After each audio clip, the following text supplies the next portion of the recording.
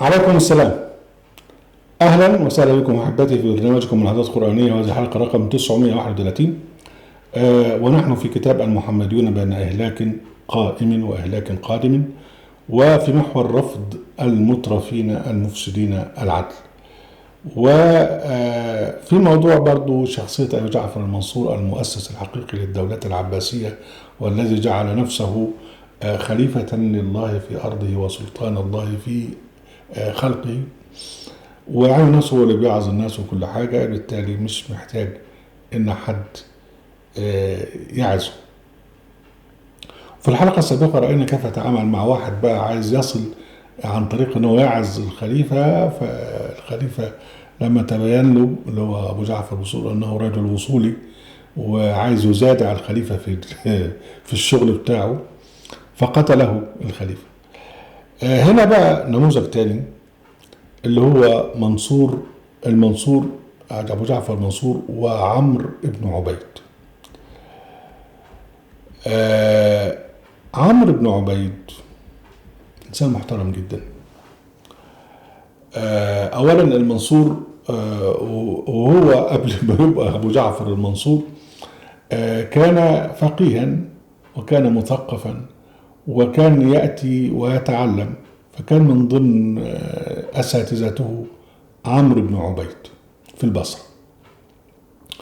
وبعدين بعد كده طبعا هو كان بيشتغل بالنهار طالب علم، وبالليل بقى متآمر على الدولة الأموية بيشتغل في الدعوة العباسية. لما تولى وظهر تذكر عمرو بن عبيد كان من أئمة من عرفوا فيما بعد بالمعتزلة، وكان له آراء كويسة جدا، وكان رجلا زاهدا ومسالما ومالوش في طلب الحكم على الإطلاق، وما كانش ياخد فلوس من حد. وأبو جعفر المنصور عارفه وعارف عياله وعارف يعني نزاهة هذا الرجل وأمانة هذا الرجل. فكأي إنسان برضو الفطرة في داخل الإنسان مهما كان شيطانا، لكن برضو الفطرة بتخليه يفتكر. يعني بل الإنسان على نفسه بصيرة ولو ألقى معاذيره. لما الواحد بيرجع للفطرة بتاعته ويعرف إن ده صح وإن ده غلط، لا يعني بيندم ساعات، لكن بيرجع تاني لأنه اختار أن يكون جبارا في الأرض، اللي هو أبو جعفر المنصور. يعني القصة هنا بتقول إيه؟ إسحاق بن الفضل يقول: بين أنا على باب المنصور، يعني في فسطاط بتاع أبو جعفر المنصور، وإلى جنبي عمارة ابن حمزة. عمارة بن حمزة ده كان اسمه الكاتب التياه، وكان راجل أرستقراطي قوي، ومن ضمن الحاشة بتاعت أبو جعفر المنصور. يقول لك: اصطلع عمرو بن عبيد على حمار، فنزل عن حماره ونحى البساط بتاع بقى الخيمة برجله وجلس دونه. عمارة أو عمارة زي ما يقولون. فالتفت إلى إسحاق الفضل وقال: لا تزال بصرتكم ترمينا بأحمق. البصرة، هم كانوا في البصرة في ذلك الوقت، اللي هي البلد بتاعت عمرو بن عبيد. يعني كل البصرة بتاعتكم كل شوية تبعت لنا واحد أحمق. طبعا مش عاجبه إن واحد يخش بحمارة ويرفس ويعمل برجله البساط ويقعد وما يبصش لحد. فما فصل من كلامه حتى خرج الربيع بن يونس، اللي هو الوزير أو الحاجب بتاع أبو جعفر المنصور، وهو يقول بقى لعمرو بن عبيد: أجب أمير المؤمنين، جعلني الله فداك. بيكلمه باحترام، بيقول له: أجب أمير المؤمنين. طبعا عمارة بن حمزة قاعدين بينتظروا إن أمير المؤمنين يقول لهم تعالوا، وبينتظروا بره. فيجي بقى الحاجب نفسه ويتحدث مع عمرو بن عبيد بهذا النظام، يقول له: أجب أمير المؤمنين، جعلنا الله فداك. فراح ماشي متوكئا عليه، قاعد يسند على الربيع ابن يونس. فالتفت إلي عمارة ابن حمزة فقلت إن الرجل الذي استحمقت قد دعي وتركنا. الراجل انت كنت تفكره احمق، هو اول ما جه الخليفه بعت له. فقال عمارة كثيرا ما يكون هذا. فاطال اللبثه، اللي هو عمرو بن عبيد قعد كتير قوي مع ابو جعفر المنصور، ثم خرج الربيع وعمرو بن عبيد متوكئا عليه ويقول، اللي هو الربيع: يا غلام، حمار ابي عثمان، هات لي حمار لابو عثمان يركبه. فما برح حتى على سرجه وضم إليه نشر ثوبه واستودعه الله. يعني قعد معاه لغاية لما ركبوا على الحمار ومع ألف سلامة يا أستاذنا وبتاع. فطبعا الجماعة اللي قاعدين بيشوفوا إزاي الراجل ده يحصل له كل هذا التكريم. فأقبل عمارة على الربيع فقال: لقد فعلتم اليوم بهذا الرجل فعلا لو فعلتموه بولي عهدكم لكنتم قد قضيتم حقا. انتوا عملتوا بالراجل ده لو عملتوه مع ولي العهد يبقى يدوب كده على ولي العهد. فقال له الربيع بن يونس: فما غاب عنك والله بما فعله امير المؤمنين اكثر واعجب. ده اللي انت لو انت مش شفت اللي حصل له. قال: فان اتسع لك الحديث فحدثنا. قال: ما هو، ابتدأ الربيع يحكي بقى الحدث، ما هو الا ان سمع امير المؤمنين بمكانه، فما لما عرف انه هيجي يعني، فما امهل حتى امر بمجلس ففرش لبودا، ثم انتقل اليه هو والمهدي، وكان المهدي على المهدي سواده وسيفه. فلم يعني اول ما عرف انه جاي ساب الحته الفخمه اللي قاعد فيها وراح قاعد على حته عاديه، ومعاه طبعا المهدي اللي هو ولي عهده، واذن له. فلما دخل عليه بالخلافه قال له: عليكم السلام ورحمه.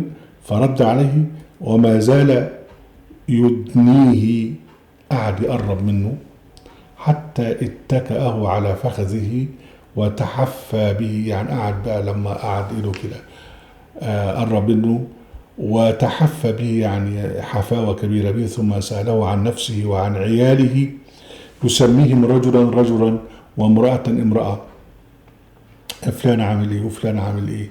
ثم قال: يا أبو عثمان عظني. فقرأ أبو عمرو بن عبيد: قل أعوذ بالله السميع العليم من الشيطان الرجيم، بسم الله الرحمن الرحيم، والفجر وليال عشر والشفع والوتر والليل إذا يسر هل في ذلك قسم لذي حجر ألم تر كيف فعل ربك بعاد إرم ذات العماد التي لم يخلق مثلها في البلاد وثمود الذين جابوا الصخر بالواد وفرعون ذي الأوتاد الذين طغوا في البلاد فأكثروا فيها الفساد فصب عليهم ربك صوت عذاب إن ربك لبالمرصاد. فبكى المنصور بكاء شديدا كأنه لم يسمع تلك الآيات اللي في تلك الساعة، وقال: زدني. فقال له عمرو بن عبيد: إن الله قد أعطاك الدنيا بأسرها فاشتري نفسك منه ببعضها. أبدا عندك الدنيا كلها، اشتري نفسك من ربنا، انقذ نفسك من ربنا ببعض ما أعطاك. واعلم أن هذا الأمر الذي صار إليك إنما كان في يد من قبلك ثم أفضى إليك. يعني الأمر الذي صار إليك كان في يد قبلك وجاي إليك وهيسيبك.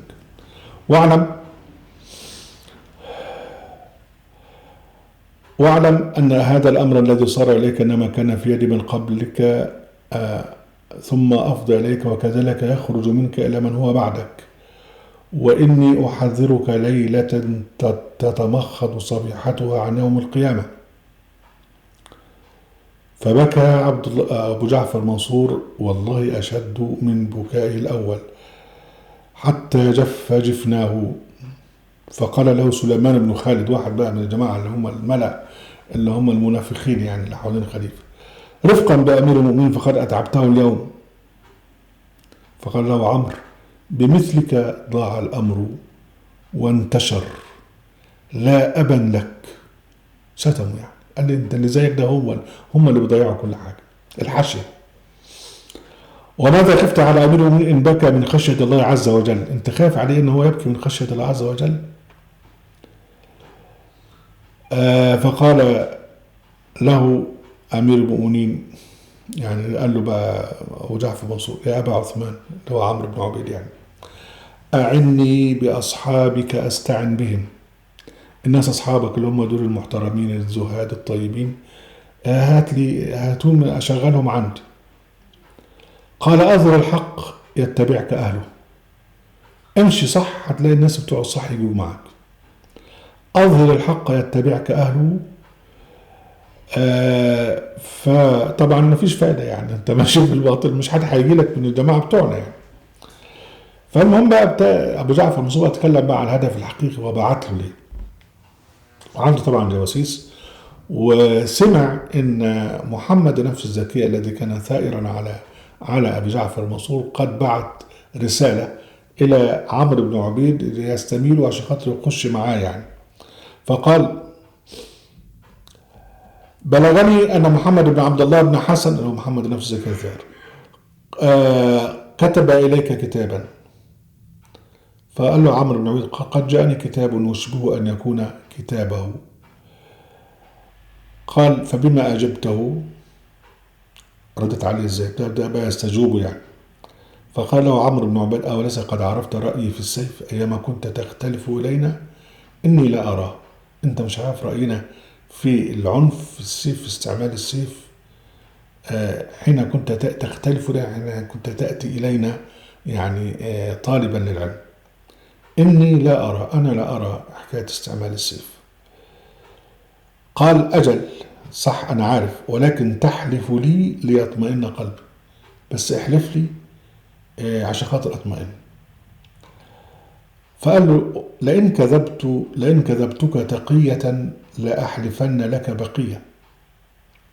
أنا لو أنا يعني كذبت وكنت شغل التقية النفاق يعني، يبقى هحلف لك. فقال له أبو جعفر: أنت والله الصادق البر، أنت إنسان صادق. وقال له: قد أمرت لك ب10,000 درهم تستعين بها على سفرك وزمانك. أنا يعني هديك 10,000 درهم. فقال عمرو بن عبيد: لا حاجة لي فيها. فقال له جعفر: والله لتأخذنها. فقال عمرو بن عبيد: والله لا آخذها. فقال المهدي اللي هو ابن الخليفة ولي العهد: يحلف أمير المؤمنين وتحلف؟ أمير المؤمنين وأنت تحلف قصاده؟ طبعا ده ما صحش. فبص له فترك المهدي وأقبل على المنصور وقال: من هذا الفتى؟ الواد ده منين؟ فقال له: هذا ابني محمد وهو المهدي وولي العهد. قال: والله لقد أسمته اسما ما استحقه عمله، وألبسته لباسا ما هو من لبس الأبرار، ولقد مهدت له أمرا أمتع ما يكون به، أشغل ما يكون عنه. ثم التفت إلى المهدي وقال: يا ابن أخي، إذا حلف أبوك حلف عمك. أبوك يحلف عمك اللي هو يعني عن نفسه، لأن أباك أقدر على الكفارة من عمك. أبوك يقدر يدفع كفارة، أما عمك راجل فقير. ثم قال أبو جعفر قال له: طب يا أبا عثمان، هل لك من حاجة؟ قال: نعم. قال: وما هي؟ قال: لا تبعثوا إلي حتى آتيك، ما تبعثليش تاني إلا حبيت أنا أجي أنا بنفسي. فقال له أبو جعفر منصور: إذا لن تأتيني. قال: عن حاجتك سألتني. فقال: أستحفظك الله، مع السلامة. ومشي عمرو بن عبيد، وظل أبو جعفر المنصور ينظر إليه، وقال بيت شعر مشهور: قال: كلكم يمشي رويد، كلكم يطلب صيد، غير عمرو بن عبيد. كل واحد منكم عايز صيدة إلا عمرو بن عبيد. هذا إنسان رائع. أهلا وسهلا بكم عبادة ونرجوكم العزاز القرآنية وقناة أهل القرآن، وفي موقع أهل القرآن. لا تنسوا المشاركة بشير ولايك، وعليكم السلام.